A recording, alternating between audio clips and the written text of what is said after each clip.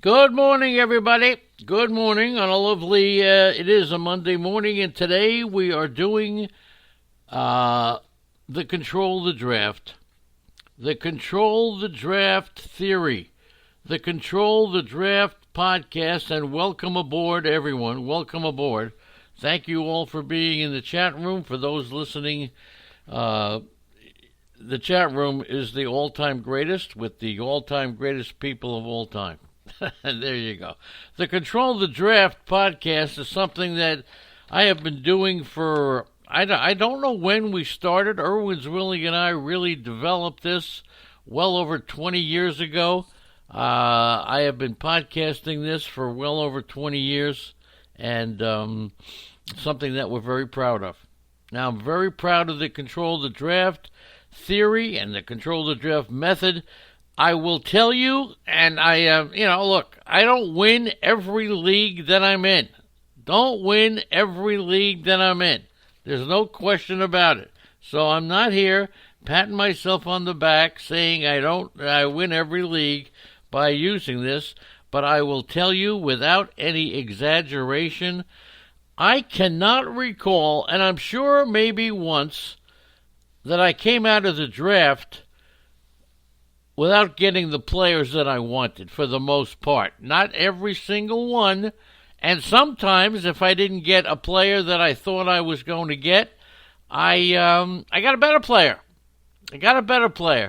Now, what I've been doing in the last few years is I've been giving my players to guys like Kyle Elfrink on Sirius Radio, and he had them ahead of time. I've been giving my players to Adam Ronis, and so they knew who I was trying to get. Put a lot of pressure on me. Sometimes I didn't know if I would be better off getting the player I wanted or getting the player that I needed to win. So, yeah, it was, sometimes it did come down to that. But I have never, and I can't recall, when I say never, there may have been once or twice that I came out of a draft not happy with my team. And that's really all you could ask for. The fantasy baseball season is comprised of more than one season. The first season is getting the players that you want. And that's what the Control the Draft will tell you, how to get the players that you want, okay? The second half is now you got to win. And of course, injuries come into play, or maybe you just took the bad players. You took the players that you shouldn't have taken, but how do we know? That's what makes baseball. Now, the first thing that you must be doing to participate in the Control the Draft is make sure you get the stats from last year's draft that you were in. And if you can't find a 12-team mixed league, in the draft guide, we have benchmarks for every type of league. You can go and you can find another 12-team league and just take a look at their stats. You could ask around. You could call me, get the stats if you want, or you could just get the draft guide. It'll be in the draft guide. The benchmarks to winning all the categories. And that's what you need. You must go, because every league is different, and you must go and take a look at what's your league. By getting your own league stats, you will see the tendencies. And sometimes it's hard to pick out. Do they go heavy for stolen bases, thinking that it's a scarce category? Do they go heavy after saves, or do they not participate in the saves? This is what the benchmarks will do. You have to get the benchmarks, and I'll tell you why. Because later on, you're going to be making teams, and you have to rely on the benchmarks to make sure the teams you're getting make sense, okay? Then, after you have achieved the feature of getting benchmarks, you got to start making lists. It takes a little time. And what are lists? If you're in a 10-team league, I'll use that as an example, you need to make a list of every single player that you feel will be drafted. I've said this time and time again. You need 10 first basemen. You need 10 second basemen, 10 shorts. You need 10 third basemen, and then you need 10 first third. I think you all know what I'm talking about. You need to make lists of all the players that you think will be drafted. And that's what you do, okay? Once you have those players, once you have the benchmarks, and then it's time. If you're in the auction format, you start to make teams. You start to make teams by putting in your dollar values. You got to put in your dollar values. Now, if you're in a snake draft, you still can make teams, and I'll tell you how to do that. You come up with players, and then you equate them to the benchmarks. Let's see if your teams came out right. Let's see if you did a mock draft by yourself, and I'll get into that in a minute. You came out with a team that would be good enough to win. You use your benchmarks for that. Now, in the auction format, you have made a list of every player. You have made a list of every player that's going to be drafted, okay? And you put a dollar amount next to every single player. I'll get to what you do if there are keepers in your league in just a minute. Put a dollar amount. If you look at the magazine values and if you look at the internet values, you're going to be blown away by some spectacular numbers. You'll agree with some, you won't agree with some, but remember, if you take the time to add up all the dollar values in the magazines and on the internet, if you're in a 10-team league, $260 is the format. The most that can be spent is $2,600. When you take a look at the magazines and the internet values and add them up, you'll get $4,000. So those dollar values, and a lot of times they fool you. Instead of giving you dollar values on what they should be in a 10, 12, 15-team league, whatever it is, instead of doing that, they give you what the players actually earned. So be careful because it's two different things. Two different things, okay? So remember, so you're making the lists, you're putting the auction values down that you believe. It's got to add up to 2,600 if you're in a 10-team 260 format. Now, when you're doing this in a keeper league, a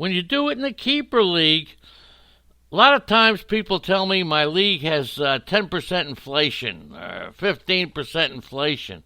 That's bulldinky and poppycock. Every league is different.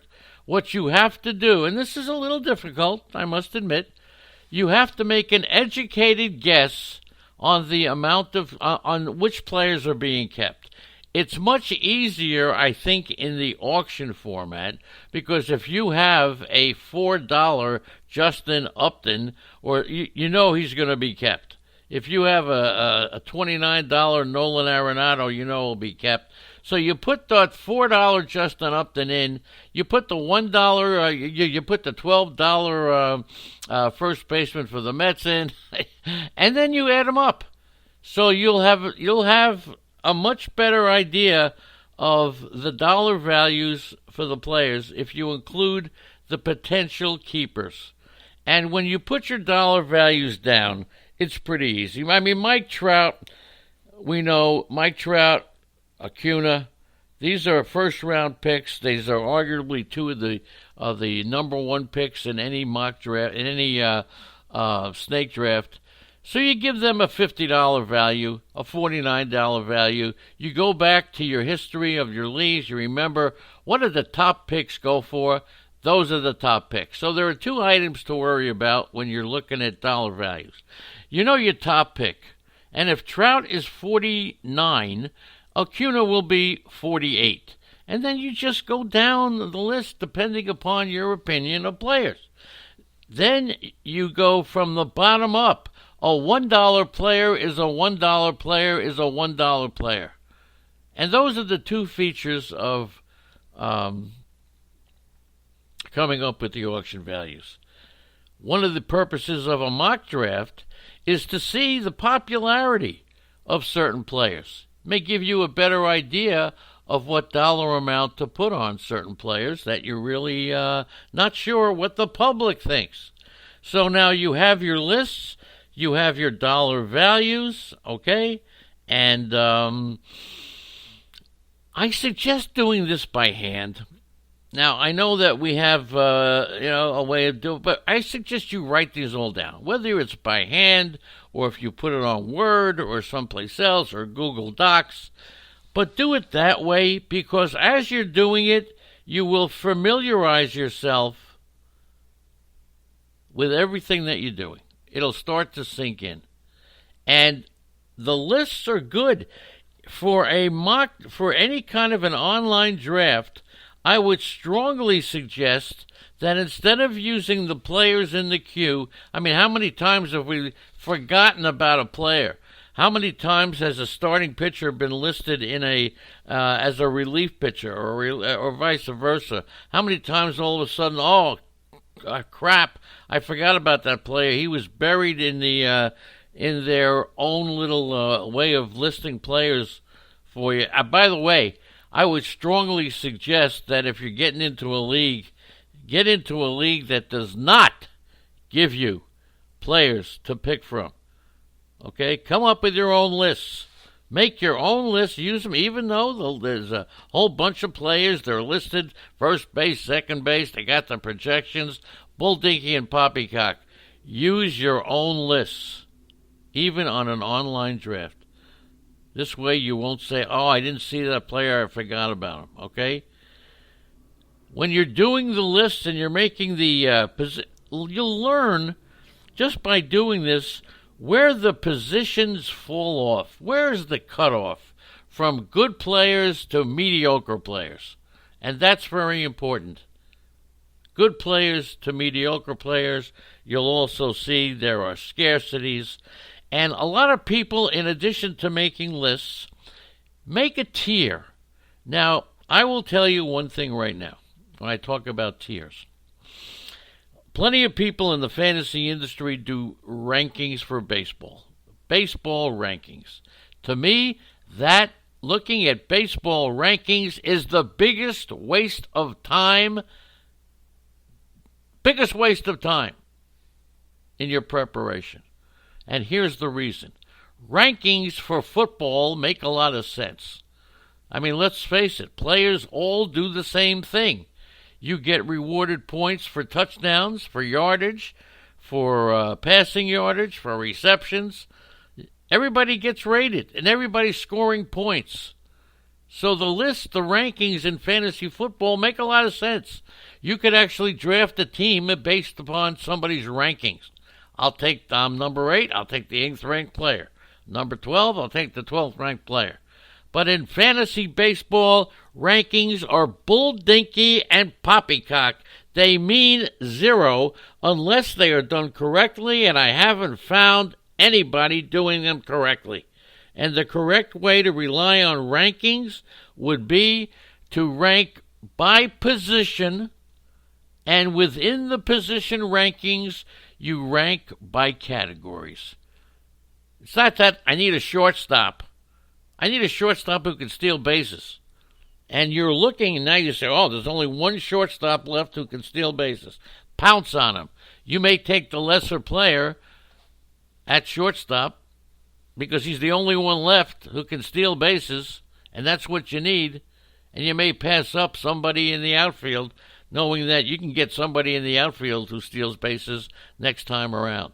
You got to pay attention. That's why the tiers by categories, the rankings make no sense. You make the tiers by position, and then you break them down into categories. Now, you're not going to win every category. You don't have to win every category. You can even punt a category. And of course, the easiest categories to punt, in my humble opinion, of course, is saves, because there's always new closers coming up. Okay, you can't. If you punt any other category, You may not get back into it. I mean, punting batting average, I've seen some teams do that, but the only way to come back from batting average if you punt it is to trade